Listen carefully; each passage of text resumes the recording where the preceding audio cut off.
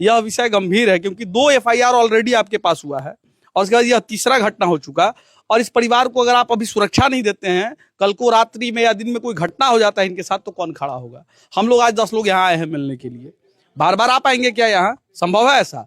तो यहाँ प्रशासन को थोड़ा ध्यान आकृष्ट करना पड़ेगा और मजबूती से जो लोग ऐसा घृणित मारने लगे उन लोग का तंग नहीं आ रहे हैं, बचाने वाले भी नहीं। घर से ले जाना और 200 मीटर की दूरी पर जो है एगो देव कुमार यादव है, उसका जो है लड़का है, उसको रुखी यादव भी लोग कहते हैं, उसका 3 लड़का है, अक्षय यादव, सुनील यादव, छोटू यादव, और उसी का एक छोटा भाई बैठे थे, उनको जो है पकड़ करके यहीं पे सब मारना चालू कर दिया।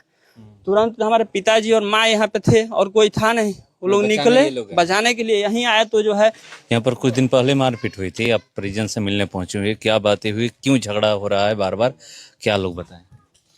यहाँ परिजन से यहाँ जब हम सभी लोग आए तो जानकारी हुई कि पूर्व में उन लोगों के द्वारा भी 2 आपराधिक मामले इन लोगों के द्वारा दर्ज कराई गई है। उसी को कॉम्प्रोमाइज के लेकर के ये वाद विवाद हुई और इसका मूल जो जड़ है, इन लोगों का जमीन उन लोगों के द्वारा जबरन कब्जा की जा रही है। जब ये लोग मना करते हैं तो तरह तरह के आपराधिक घटनाओं का ये लोग अंजाम देते हैं। उसी के संदर्भ में पूर्व में 2 FIR उन लोगों के खिलाफ दर्ज है। और जिस तरह से इन लोगों ने यह घटना की, घर से खींच करके ले जाना और एक 80 वर्ष वृद्ध पुरुष और महिला के साथ भी मार करके जघन्य अपराध करना, ये सरासर गलत है। इसको समाज कभी माफ नहीं करेगा। फरसा से नेटिव मारे थे, माने फरसा हो या और भी धारदार हथियार हो, उसका ये लोग प्रयोग किए हैं। अभी सारे लोग जो है सदर अस्पताल में भर्ती हैं। उन लोगों की हालत अभी नाजुक बनी हुई है। यहाँ से अभी बिहियां थाना से संपर्क किया गया, लेकिन वो बोल रहे हैं कि हम छापेमारी कर रहे हैं तो ऐसा अपराधी तो है नहीं कि मिलेगा नहीं।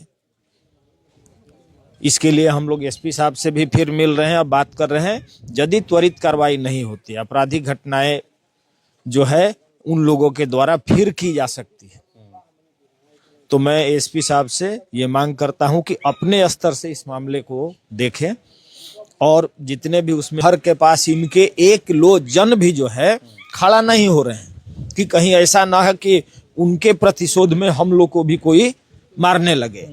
उन लोग का तंग नहीं आ रहे हैं, बचाने वाले भी नहीं। घर से ले जाना और 200 मीटर की दूरी पर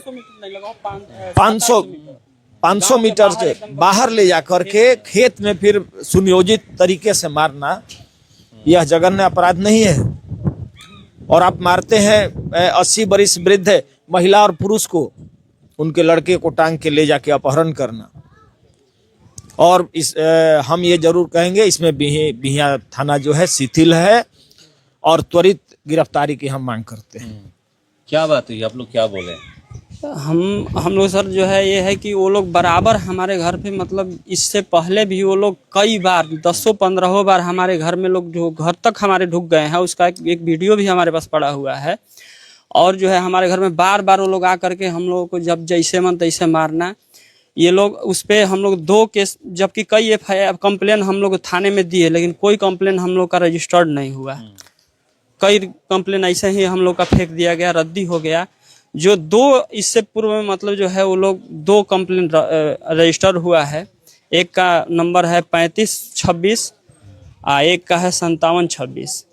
ये दोनों रजिस्टर है। इसी केस को जो है सुलह करने के लिए वो लोग एक पंचायत भी हल्का फुल्का रखे थे लोग, ये खरौनी गांव पंचायत। तो उसको जो हम कहे कि नहीं, ये हम जो है स्वीकार नहीं करेंगे। हमारा यदि जिम्मेवारी पंचायत लेती है तब तो हम इस केस को सुलह करने के लिए तैयार हैं, नहीं तो हमारा जिम्मेवारी यदि पंचायत नहीं लेगी तो हम ये केस सुलह नहीं करेंगे।